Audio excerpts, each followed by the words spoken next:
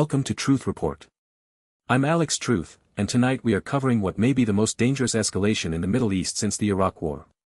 The United States is edging toward a military confrontation with Iran, and the establishment media is sleepwalking the public right into it. 5 stories tonight that, when you connect them, paint a picture the Pentagon doesn't want you to see. Maya, let's start with the geography that every war planner in Washington is terrified of. Absolutely, Alex. Middle East. I just published a critical analysis that the mainstream American press won't touch. Iran's geography is essentially a natural fortress. We're talking about 2 major mountain ranges, the Zagros in the west, running over 1,500 kilometers along the Iraq border, and the Alborz in the north, hugging the Caspian Sea with peaks above 5,000 meters. Between them? 2 of the most inhospitable deserts on Earth, the Dasht-e Kavr and the Dasht-e Lut. This isn't Afghanistan. This isn't Iraq. This is a country that geography built to resist invasion. And here's what the cable news talking heads conveniently leave out when they beat the war drums. Iran is roughly 3.5 times the size of Iraq. It has 88 million people compared to Iraq's 26 million when we invaded in 2003. The Zagros Mountains alone would make a ground invasion from the west, the most logical approach from Iraq, a logistical nightmare. These are not rolling hills. These are jagged, steep ranges with narrow passes that have swallowed armies for 3,000 years. Alexander the Great struggled with them. The Mongols struggled with them. And the strategic depth goes even further. Iran is bordered by the Caspian Sea to the north and the Persian Gulf and Gulf of Oman to the south. That means any naval approach funnels through the Strait of Hormuz, a choke point barely 34 kilometers wide at its narrowest point. Iran has spent decades fortifying both coastlines with anti-ship missiles, fast attack boats, and underwater mines. The Revolutionary Guard's naval doctrine is built specifically around asymmetric warfare in those confined waters. They don't need to match the U.S. Navy ship for ship. They just need to make the strait a kill zone. Which brings us directly to our third story tonight. Iranian state media is now reporting that the Revolutionary Guards have targeted U.S. and Israeli ships. The IRGC claims direct engagement with naval vessels.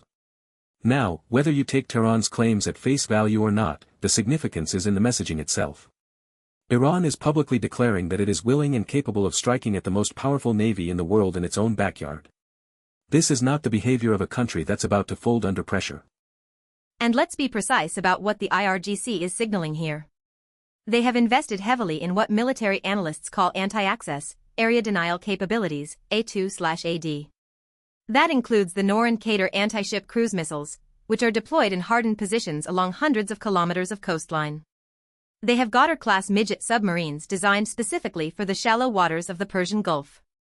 They have thousands of fast attack craft that can swarm larger vessels. The U.S. Navy's own wargames have repeatedly shown catastrophic losses in a Persian Gulf engagement scenario. Remember the Millennium Challenge wargame in 2002, Maya? Lieutenant General Paul Van Riper, playing the Iranian commander, sank 16 U.S. warships including an aircraft carrier in the opening days using exactly these asymmetric tactics: small boats, cruise missiles, coordinated swarm attacks. The exercise was so embarrassing that the Pentagon reset it and rigged the rules so the U.S. side would win. That was 24 years ago. Iran's capabilities have only grown exponentially since then, and yet we have pundits on television acting like regime change would be a cakewalk. Now connect this to our fourth story. Israel announced it killed the leader of the IRGC Quds Force undercover unit. Israeli military spokesperson Nadav Shoshani made this claim publicly. This is a targeted assassination of a senior Iranian intelligence operative, the kind of covert unit that manages Iran's network of proxy relationships and intelligence gathering across the region. Let's be clear about what this means. Israel is systematically decapitating Iranian command structures, and they're bragging about it publicly. This is not defensive action. This is escalatory provocation designed to trigger a response. And this follows a well-documented pattern. The assassination of Qasem Soleimani in January 2020. The killing of nuclear scientists on Iranian soil. The sabotage of the Natanz facility. Each time, the logic is the same: eliminate Iranian capability before it can be used. But what the architects of this strategy never address is the blowback. Killing the head of a Quds Force undercover unit doesn't eliminate the unit. It creates martyrs, it hardens resolve, and it guarantees retaliation. Iran's entire strategic culture is built on the concept of patience followed by disproportionate response. And Al-Aqsa, the Quds Force isn't some rogue outfit. It's the external operations arm of the IRGC, reporting directly to the supreme leader. An attack on its leadership is interpreted in Tehran as an attack on the state itself. When Israel publicly claims credit for killing a senior Quds Force commander, they are essentially daring Iran to escalate. And now we're seeing that escalation with the IRGC targeting ships. These stories aren't isolated incidents, they're moves in a chess game where both sides are running out of pieces to sacrifice before the board flips entirely. Now let's talk about what's happening in Jerusalem, because this is the other front that the media treats as a separate story when it is fundamentally connected. Dozens attended Passover prayers at the Western Wall while Al-Aqsa Mosque, the third holiest site in Islam, remains closed. Closed. Let that sink in. One of the most sacred religious sites for nearly 2 billion Muslims worldwide has been shut down, and the coverage treats it as a footnote. Imagine if the Vatican were forcibly closed during Easter. The world would be on fire. The closure of Al-Aqsa is not just a religious issue, it's a sovereignty issue that reverberates across the entire Muslim world. This is the site that triggered the Second Intifada when Ariel Sharon visited in 2000. It's the emotional and spiritual epicenter of Palestinian national identity. When Israel restricts access to Al-Aqsa during one of the holiest periods in the Jewish calendar while simultaneously allowing full access to the Western Wall, the message to Palestinians and to the broader Muslim world is unmistakable. Your sacred spaces exist at our discretion. And here's the geopolitical thread that ties this directly to the Iran confrontation. Iran positions itself as the defender of Palestinian rights and the protector of Islamic holy sites. Every restriction on Al-Aqsa, every settlement expansion, every targeted killing in Gaza, these become recruitment tools and justification for Iran's regional posture. When the IRGC targets ships in the Gulf, they frame it not just as national defense but as resistance on behalf of the entire Muslim world. Al-Aqsa is the emotional fuel for that narrative, and Israeli policy keeps pouring gasoline on it. And the timing here is not coincidental. Passover and Ramadan overlapped this year, which is always a period of heightened tension around the holy sites. The decision to keep Al-Aqsa closed while celebrating Jewish holidays at the adjacent Western Wall is a deliberate assertion of dominance over shared sacred geography. Palestinian Christians and Muslims have been systematically squeezed out of access to their holiest sites for years, but under the current far-right Israeli government coalition, the restrictions have reached unprecedented levels. Ministers like Itamar Ben-Gvir have openly called for changing the status quo at the Temple Mount. Now let's bring in the fifth story, because this is where the entire geopolitical picture snaps into focus. The South China Morning Post is reporting on something extraordinary. European countries are closing their airspace to U.S. military flights. Multiple European capitals have refused to support Washington's campaign in the Strait of Hormuz. Trump himself said, and I quote, "We've had some very bad allies in NATO," and threatened that Washington could walk away from the transatlantic alliance unless allies fall in line with his Iran policy. This is historic, Alex. Since NATO's founding in 1949, the transatlantic alliance has survived the Suez Crisis, Vietnam, Iraq, every major policy disagreement. But what we're seeing now is something fundamentally different. European nations aren't just disagreeing with American policy, they're actively blocking American military operations by denying airspace. That's not a diplomatic spat. That's a material obstruction of military logistics. When your allies won't let your planes fly over their territory, you don't have an alliance, you have a press release. And let's talk about why Europe is breaking ranks. It's not because European leaders suddenly grew a conscience about Middle Eastern wars. It's because they've done the math. A war with Iran would send oil prices to $200, $300 a barrel overnight. Iran can shut the Strait of Hormuz, through which roughly 20% of the world's oil passes daily. Europe is far more dependent on Gulf energy than the United States, which has become largely energy independent through domestic production. A Hormuz closure would devastate European economies within weeks. Exactly right. And there's a deeper strategic calculation. European capitals are looking at the Ukraine situation and realizing that if the US drags NATO into a conflict with Iran, the resources, military, financial, political, that are currently sustaining Ukraine's defense dry up overnight. You cannot fight a two-front confrontation on opposite sides of the world simultaneously. European leaders know that an Iran war effectively means abandoning Ukraine to Russia. So when they close their airspace, they're not just protesting Iran policy, they're defending their primary security interest on their own continent. And here's what the American media absolutely refuses to discuss. NATO Secretary-General Mark Rutte is reportedly planning an emergency visit to Washington to, quote, stabilize the alliance. Think about that language. Stabilize. The most powerful military alliance in human history needs to be stabilized because the leading member is threatening to blow it up over a unilateral Iran campaign that its own allies consider reckless. This is not strength. This is the fraying of the post-World War II international order in real time. And Trump's threat to walk away from NATO plays directly into the hands of every adversary the alliance was designed to contain. Russia, China, North Korea, they don't need to break NATO apart. They just need to wait for Washington to do it for them. Every time Trump publicly threatens allies, every time he conditions American security guarantees on political loyalty to his specific foreign policy agenda, the deterrence value of NATO degrades. Allies start hedging, building alternative security arrangements, and the collective defense architecture that kept the peace for 75 years starts to crumble. Let's connect all 5 stories now, because this is what Truth Report does that nobody else will. Iran's geography makes it nearly unconquerable by conventional military force. Iran's military is actively engaging U.S. and Israeli naval assets in the Gulf. Israel is assassinating senior Iranian commanders, guaranteeing escalation. The closure of Al-Aqsa provides Iran with the moral narrative to rally regional support. And America's own allies are refusing to participate, closing their airspace and breaking from NATO consensus. This is not a path to victory. This is a path to catastrophe. And who benefits from this catastrophe, Alex? Follow the money. Defense contractors are seeing their stock prices surge with every escalation headline. Lockheed Martin, Raytheon, Northrop Grumman, their share prices move in direct correlation with threat levels in the Gulf. Every missile fired, every ship deployed, every sortie flown is a line item on a defense budget that already exceeds $800 billion annually. The people making the decisions about war are the same people whose investment portfolios profit from it.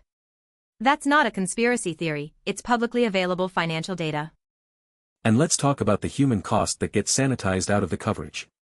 If the United States engages militarily with Iran, we're not talking about a precision strike campaign that wraps up in a week. Iran has the largest ballistic missile arsenal in the Middle East, over 3,000 missiles of various ranges. They have hardened and deeply buried nuclear and military facilities that would require sustained bombing campaigns lasting months. The civilian casualties in a country of 88 million people would be staggering. We're talking about a potential humanitarian catastrophe that would make Iraq look like a contained conflict. And the regional spillover would be immediate. Hezbollah in Lebanon, militias in Iraq and Syria, the Houthis in Yemen, Iran's network of allied groups would activate simultaneously. We'd be looking at a multi-front regional war engulfing Lebanon, Syria, Iraq, Yemen, and potentially the Gulf states. Saudi Arabia and the UAE, despite their recent normalization efforts, would be caught in the crossfire. Global shipping through the Red Sea and the Persian Gulf would effectively cease. The economic shockwave would trigger a global recession within months, hitting working families hardest through energy and food prices. And here's the part that should terrify every American parent. The United States military is already stretched thin. Recruitment is at historic lows. If a war with Iran escalates beyond airstrikes, and geography guarantees that it would, the conversation about conscription comes back to the table. Nobody in Washington will say that word out loud right now, but military planners know that an occupation of Iran, a country 4 times the size of Iraq with triple the population, would require troop levels that the all-volunteer force simply cannot sustain. That is the unspoken endgame of this escalation ladder. And we need to talk about the intelligence failures that are being repeated. Before Iraq, we were told about weapons of mass destruction that didn't exist. The intelligence was cherry-picked, the dissenting voices were silenced, and the media amplified the administration's narrative without scrutiny. We're seeing the same playbook now with Iran. Unnamed officials leak threat assessments. Think tanks funded by defense contractors publish policy papers advocating military action. Former generals with board seats at weapons manufacturers appear on cable news as objective analysts. The manufacturing of consent is happening again, in plain sight. And notice how the media frames these stories in isolation. Iran's geography is a travel piece. The IRGC targeting ships is a military brief. The Quds Force killing is an intelligence update. Al-Aqsa is a religion story. NATO fractures are a diplomacy sidebar. Nobody puts them together because together they tell a story that undermines the war narrative. Together they say, this war is unwinnable, our allies won't support it, our military can't sustain it, and the only people who benefit are the ones who never have to fight it. Let's also address what's not being reported about Iran's diplomatic position. Iran has allies that matter. China is Iran's largest oil customer and has significant economic interests in Iranian stability. Russia views Iran as a critical partner in countering Western influence. India continues to import Iranian oil through various workarounds. A U.S. attack on Iran would force these nuclear powers to make choices that could reshape the entire global order. This isn't 2003 where the U.S. could cobble together a coalition of the willing from smaller nations. The geopolitical landscape has fundamentally shifted. And the irony of the European airspace closures cannot be overstated. The United States built NATO to project power across the globe. It built bases in Germany, Italy, Turkey, not out of generosity but to create a network of forward operating positions. Now those same allies are saying no. When Belgium or Germany or whoever closes their airspace to U.S. military flights bound for the Middle East, they're not just making a political statement, they're physically degrading American force projection capability. The empire's own infrastructure is being turned against its objectives. And there's a constitutional dimension that American media completely ignores. Congress has not authorized military action against Iran. The War Powers Act requires congressional approval for sustained military engagement. Yet we have ships being targeted, commanders being assassinated, and military assets being deployed in an increasingly hostile theater, all without a single vote on the floor of the House or Senate. The American people's representatives have been completely cut out of the decision-making process for what could become the largest military conflict since World War II. This brings us to something we say every week on this show, but it has never been more urgent. The system is designed to keep you passive. It feeds you stories in fragments so you never see the whole picture. It uses patriotic language to short-circuit critical thinking. It tells you that questioning military action means you don't support the troops, when in reality the troops are the ones who pay the price for these decisions while defense executives cash their stock options. Iran's mountains don't care about American exceptionalism. Geography doesn't negotiate. Physics doesn't take sides. And I want to speak directly to the veterans watching this show. You know what they're not telling the public. You've seen what happens when politicians send young people into a war zone based on faulty intelligence and ideological fantasies. You remember the IEDs in Iraq, the ambushes in Afghanistan's mountain valleys. Now imagine that in a country with far more sophisticated military technology, far more challenging terrain, and a population that would resist occupation with the same ferocity that the Afghan people showed for 20 years. Iran is not a country you invade. It is a country that buries invaders. So here's our call to action, and we don't say this lightly. Contact your representatives in Congress. Demand a vote before any military action against Iran. Demand transparency about who is profiting from escalation. Share this episode with everyone you know. Talk to your neighbors, your coworkers, your family. The window to prevent this is closing fast. Every day brings a new provocation, a new assassination, a new ship engagement that inches us closer to a point of no return. The only force powerful enough to stop a war machine is an informed public that refuses to be led into slaughter. And do your own research.